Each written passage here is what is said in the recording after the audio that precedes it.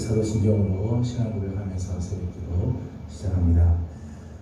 나는 전능하신 아버지 하나님 천지의 창조주를 믿습니다. 나는 그의 유일하신 아들 우리 주 예수 그리스도를 믿습니다. 그는 성령으로 잉태되어 동정녀 마리아에게서 나시고 본디오 빌라도에게 고난을 받아 십자가에 못 박혀 죽으시고 장사된 지 사흘 만에 죽은 자 가운데서 다시 살아나셨으며 하늘에 오르시어 전능하신 아버지 하나님 우편에 앉아 계시다가 거기로부터 살아있는 자와 죽은 자를 심판하러 오십니다. 나는 성경을 믿으며 거룩한 공교회와 성도의 교제와 죄를 용서받는 것과 몸의 부활과 영생을 믿습니다. 아멘. 찬송가 251장 함께 부르겠습니다.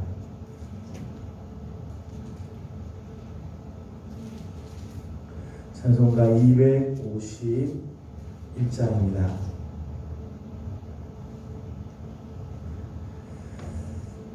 놀랍다 주님의 그 은혜 우리의 죄를 속하시려 갈보리 십자가 위에서 어린 양 보혈을 흘렸네. 주의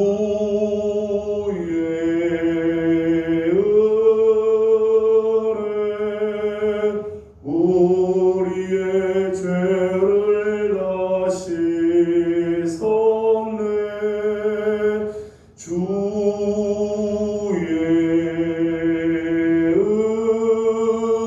은혜 우리의 죄를 다시 섭네. 죄악은 성난 파도같이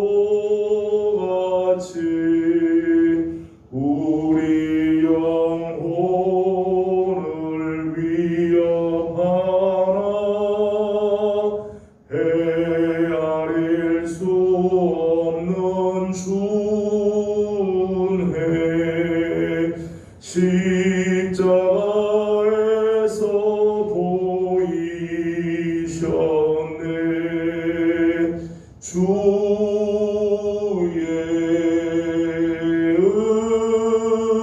은혜 우리의 죄를 다시 섭네. 주의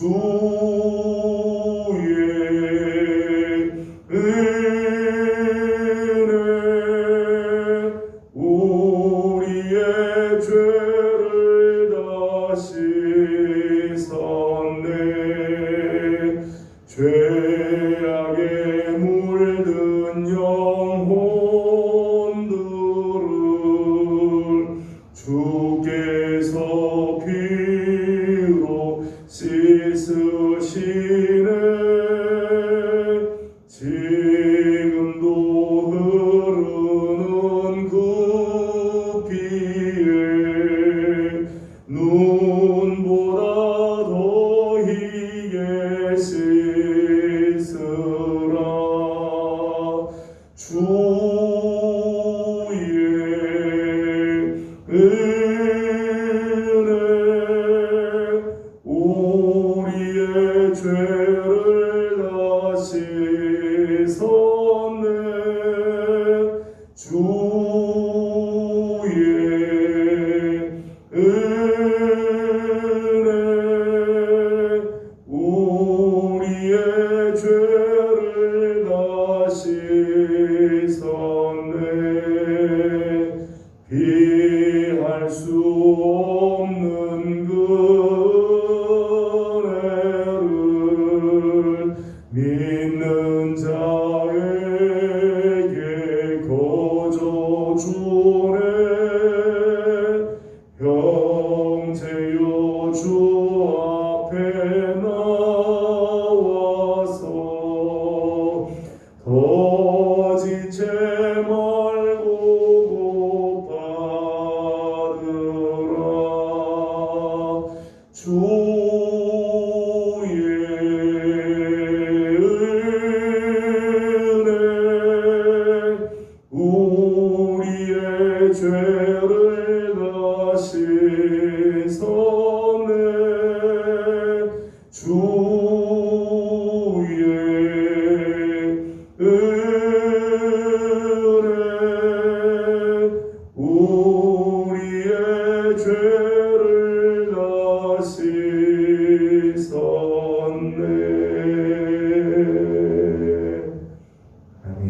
아침 우리에게 주신 하나님 말씀은 다니엘 제5장입니다. 다니엘 제5장 오늘은 13절에서 31절까지 함께 교독하겠습니다. 다니엘 제5장 13절에서 31절까지 교독합니다. 13절 말씀입니다. 이에 다니엘이 부름을 받아 왕의 앞에 나오매 왕이 다니엘에게 말하되 네가 나의 부왕이 유다에서 사로잡아온 유다 자손 중에 그 다니엘이냐?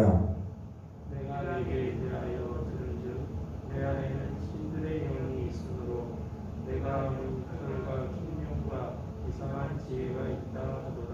지금 여러 지혜자와 술객을 내 앞에 불러다가 그들에게 이 글을 읽고 그 해석을 내게 알게 하라 하였으나 그들이 다 그 해석을 내게 보이지 못하였느니라. 내가 네게 대하여 들은즉 너는 해석을 잘하고 공부를 한다 하도다. 그런즉 이제 내가 이 글을 읽고 그 해석을 내게 알려주면 내게 자르는 옷을 입히고 금사슬을 내 목에 걸어주고 너를 나의 셋째 지자로 삼으리라 하니. 다니엘이 왕에게 대답하여 이르되 왕의 예물은 왕이 친히 가지시며 왕의 상급은 다른 사람에게 주옵소서.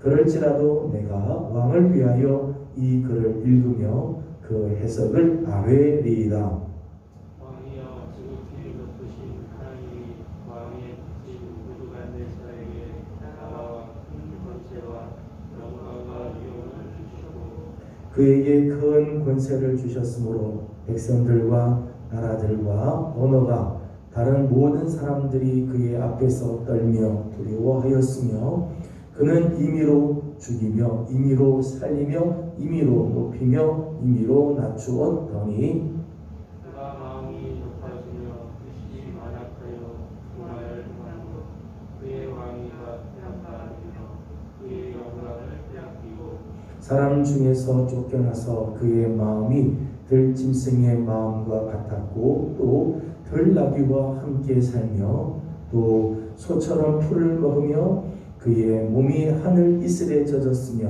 지극히 높으신 하나님이 사람 나라를 다스리시며 자기의 뜻대로 누구든지 그 나라에 세우시는 줄을 알기에 이르렀나이다.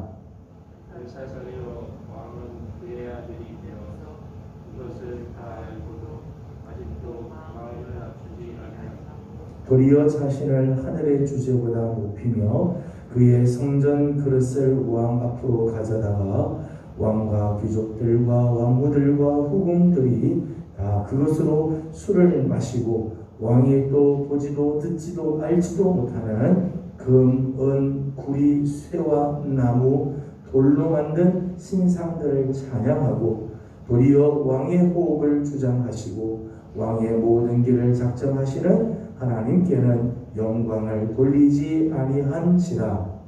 그러므로 그의 앞에서 이 손가락이 나와서 이 글을 기록하였나이다. 기록된 글자는 이것이니 곧 메네 메네 데겔 우바르신이라.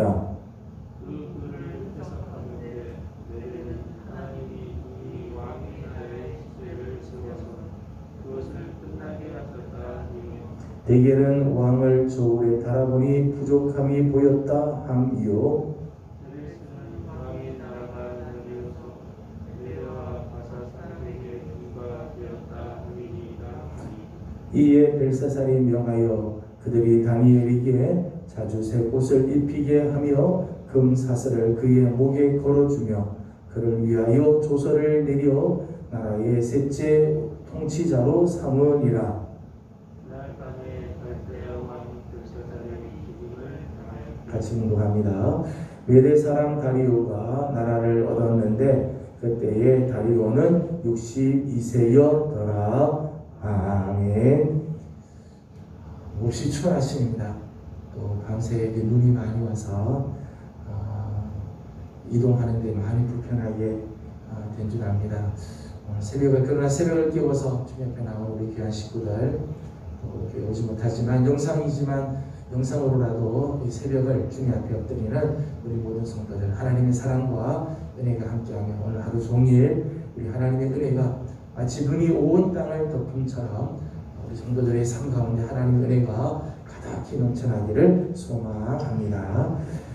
다니엘 5장은 신흥 강국이었던 신바벨론의 멸망, BC 539년경인데 이 신바벨론의 멸망과 그리고 이 벨사살 왕의 최후의 모습을 기록하고 있다고 말씀을 드렸습니다.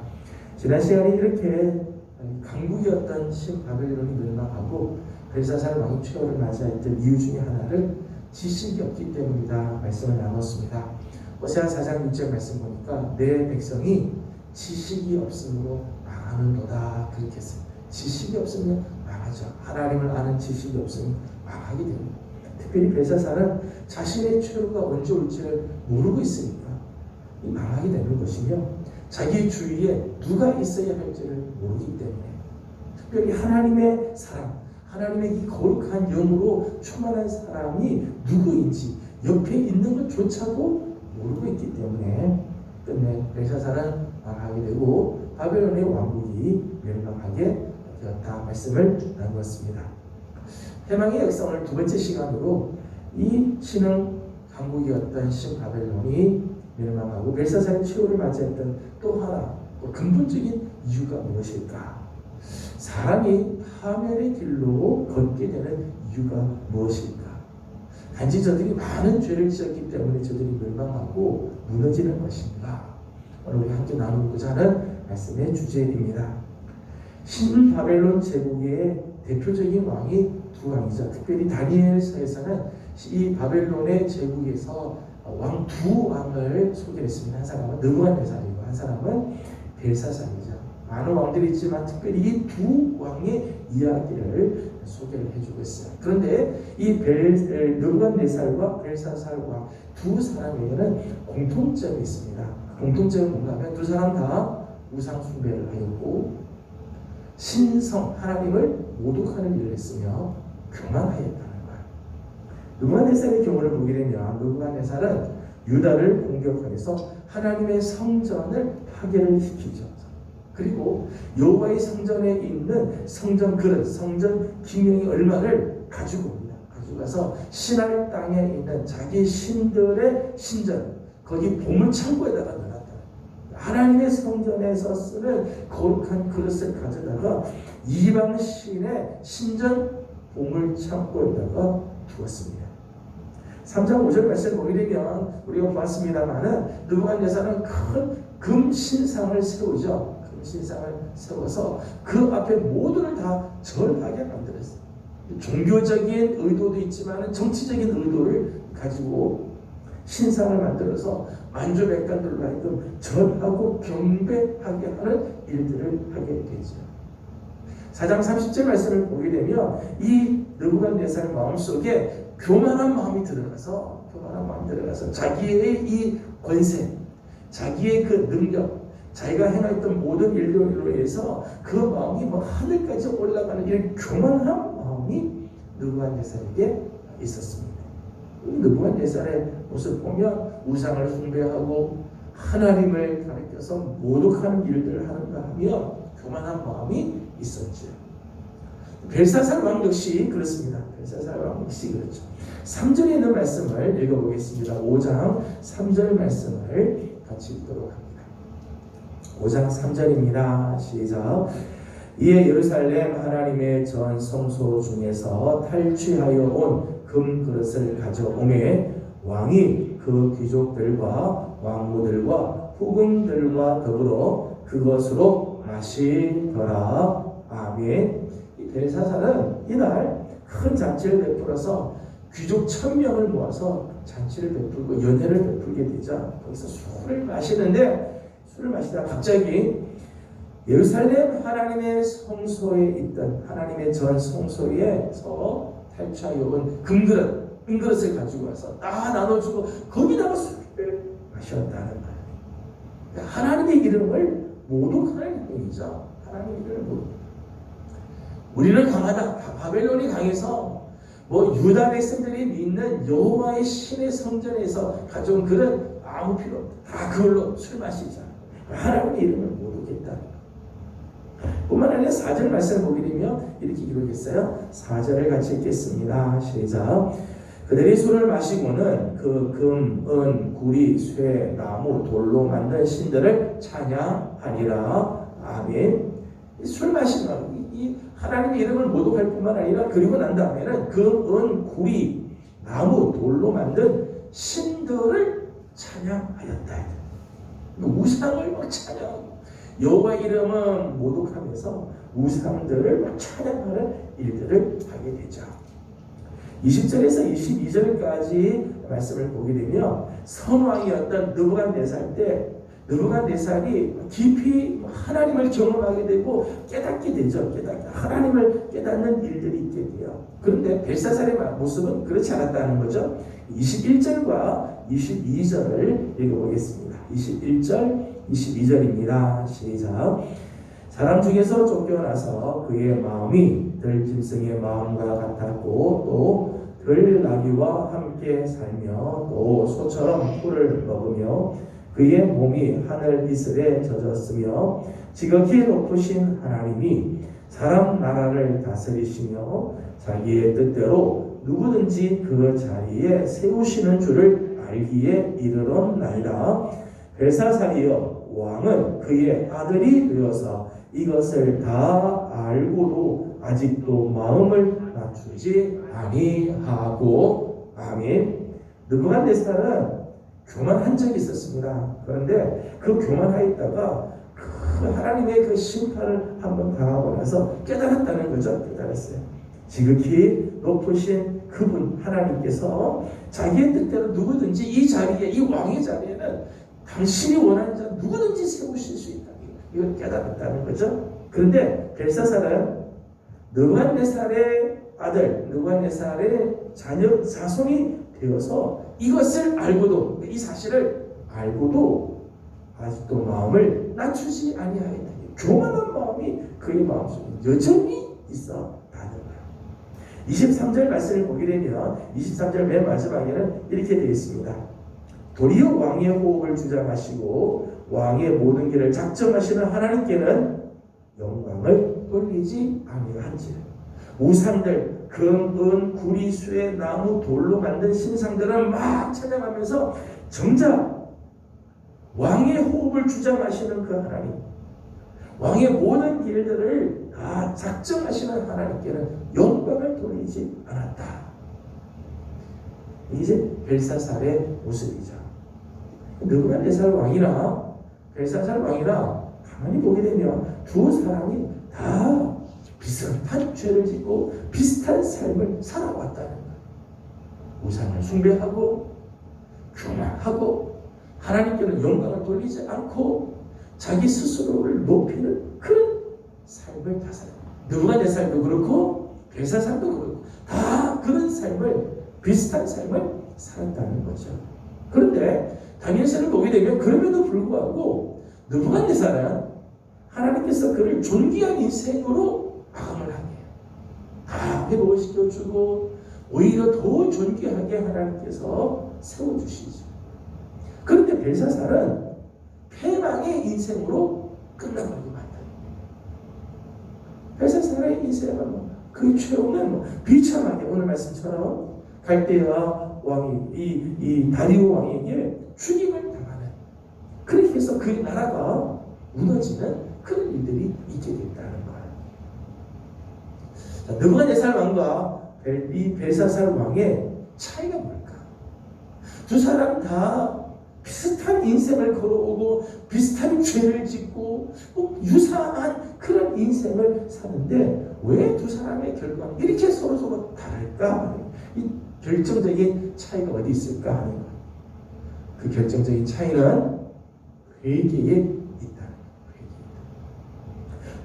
느부갓네살의 경우, 우리가 앞에서 봤습니다만 느부갓네살의 경우는 밤에 한번 꿈을 꿨는데 그 꿈이 뭔지, 그 꿈의 뜻이 뭔지 모를 때 다니엘이 알려주죠. 자기의 인생, 앞으로 이 나라와 왕의 앞에 되어질 일들에 대해서 쭉 이야기할 때 교만해서 안 되는 게 아니라 그 이야기를 듣고 겸손히 지킵니다. 여호와께로 돌아오고 하나님을 시인하고 하나님을 높여드려요. 금신상 사건도 마찬가지죠. 금신상 사건이 있었을 때 그 사건, 다니엘의 세 친구가 불 가운데서도 타지도 않고 거리지도 않고 살아나오는 모습을 보면서 야, 너희들이 믿는 여호와가 진짜 신이다. 하나님을 높이죠. 하나님을 시인하게 돼.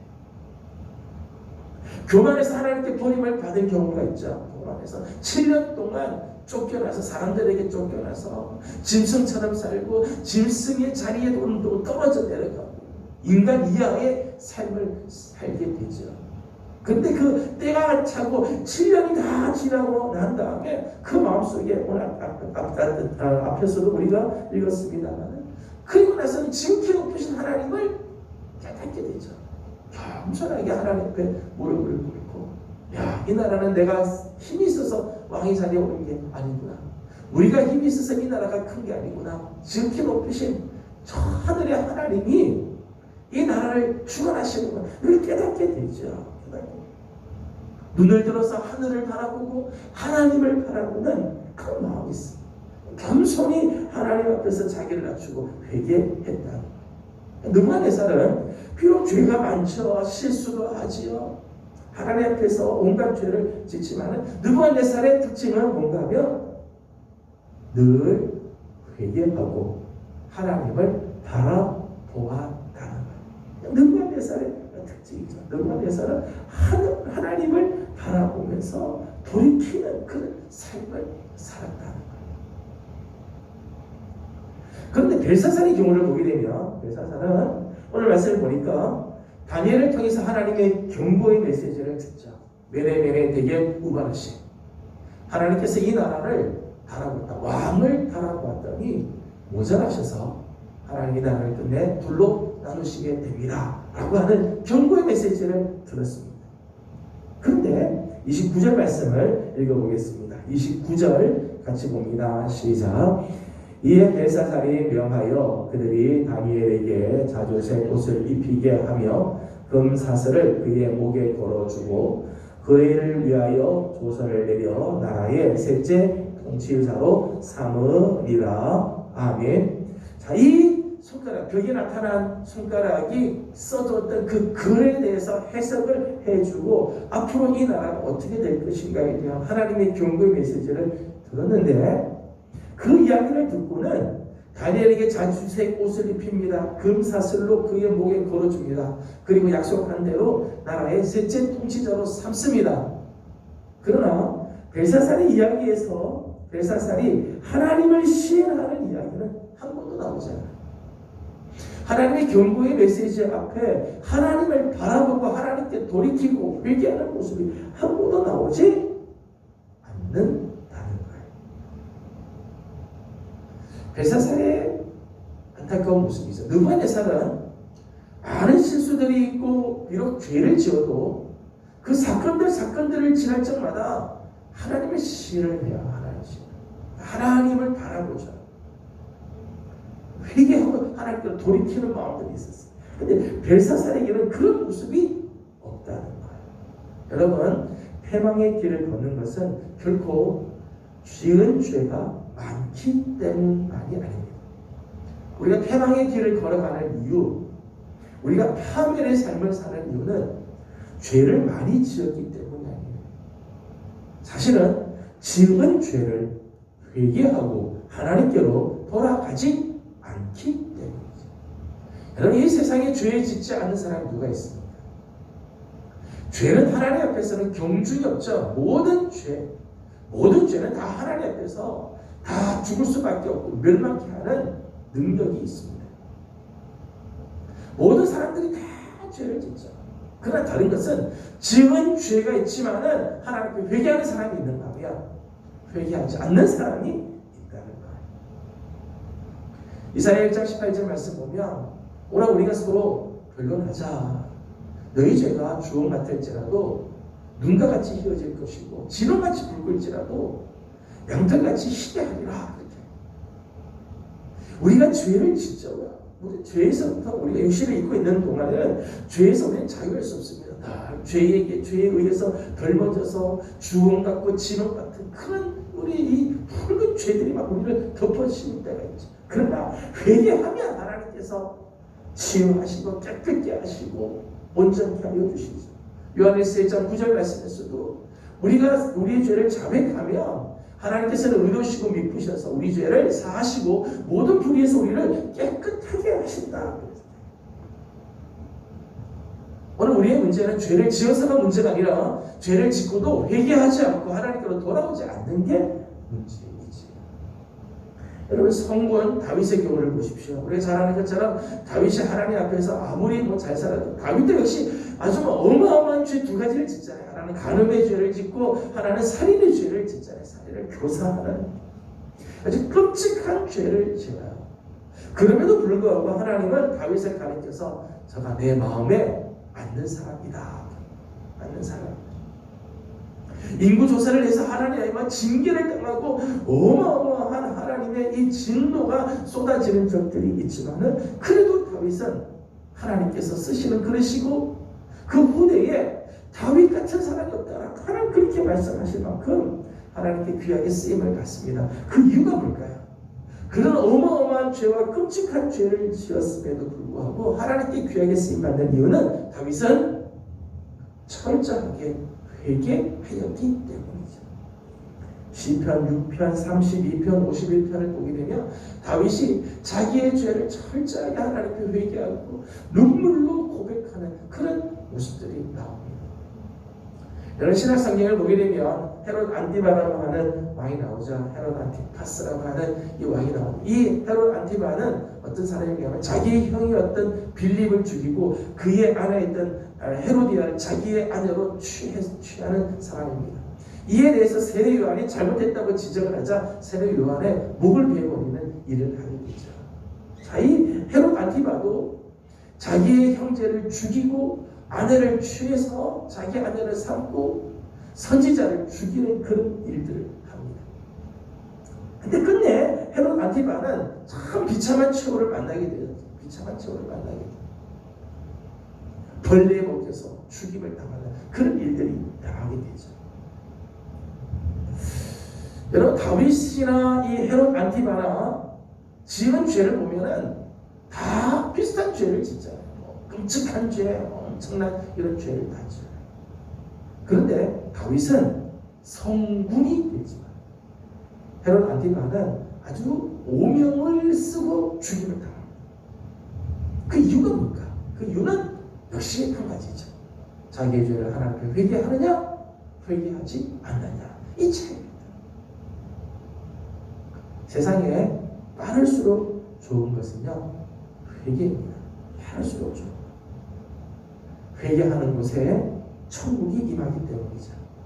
예수님께서 공생을 시작하시며 하셨던 첫 번째 메시지. 회개하라, 천국이 가까웠다니라. 회개하는 곳에 천국이 임하기 때문에.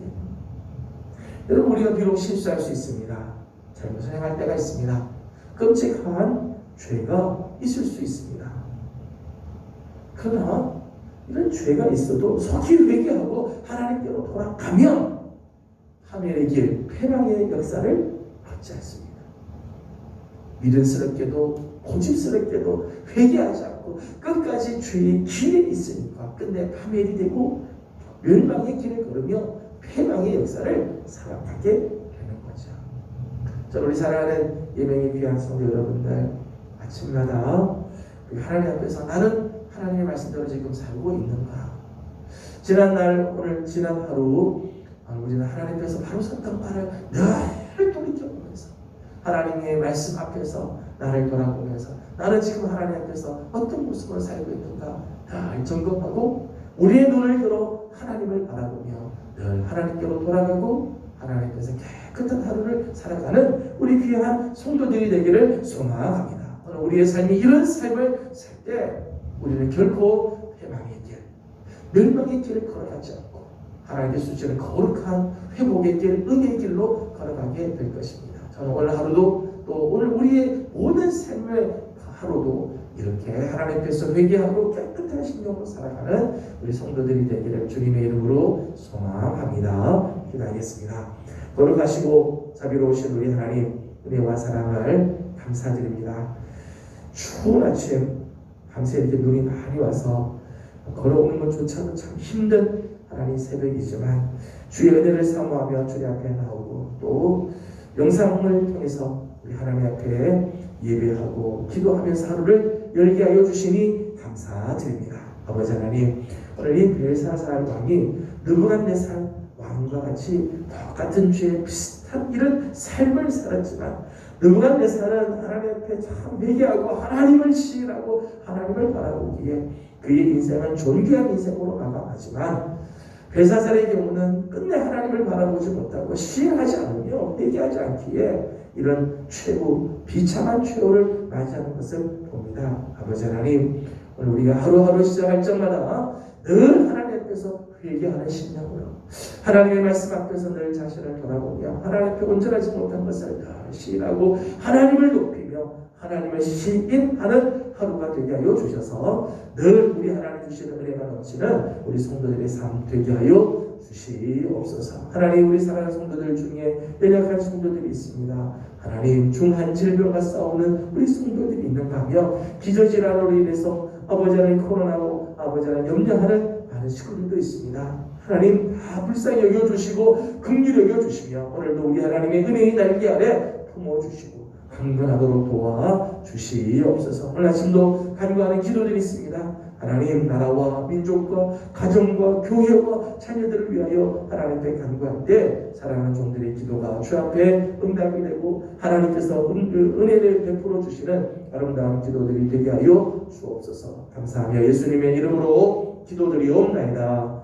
아멘. 하늘에 계신 우리 아버지의 이름을 거룩하게 하시며 아버지의 나라가 오게 하시며 아버지의 뜻이 하늘에서와 같이 땅에서도 이루어지게 하소서. 오늘 우리에게 일용할 양식을 주시고 우리가 우리에게 잘못한 사람을 용서하여 준 것 같이 우리 죄를 용서하여 주시고 우리를